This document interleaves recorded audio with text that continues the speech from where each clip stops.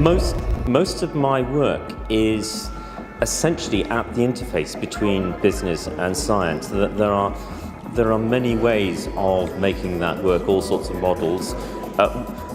Some of the work that I'm involved with is fairly well on the edge, so it can be, for example, very difficult to get government funding for it, but I know that can be an area where businesses, or in some cases fairly rich individuals, might be interested in providing funding and arranging for ways in which business and academia can work together is actually a lot of what it's all about. So you're very convinced in such ways. So there is no other way. You cannot finance yourself. You have to have some sort of support. Well, actually, for some of the stuff that I do, I am financing myself. For one thing, I realise that at this stage in the development of it would not be possible to convince anybody else to invest in it, because again, I know that I don't have the scientific data that is needed. But I see it as being so important that I've actually set up a company, and through that company I'm funding some research to see if we can get the necessary scientific data.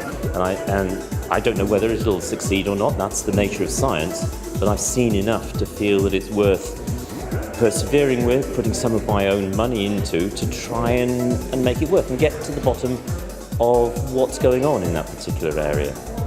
But I will need much more than my money to make it work and take it right the way through to industrialization and all that sort of thing.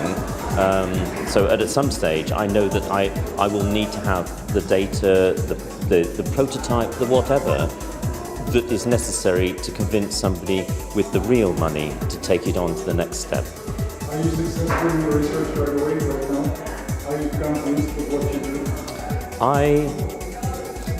Many of the things I don't really, I'm involved with lots of, and have been involved with lots of different projects, and I always feel, all of them, I felt there's something in it that's worth investigating, and sometimes when we get to the bottom of it and do the investigation properly, we find, no, we'd fooled ourselves, there was nothing in it. We go through it methodically and we realise that we misunderstood something earlier on, and when we look at it properly, it becomes clear the error that we've made. And sometimes you do the research based on a particular hypothesis and you get results which are unexpected and take you off in a completely different direction. That's always when it's the most interesting, because you have to spot that the evidence is taking you off in that different direction, work out how you need to adapt and modify your plan as to what you are going to do to take advantage of what chance has just given you. And that's when it really gets fun.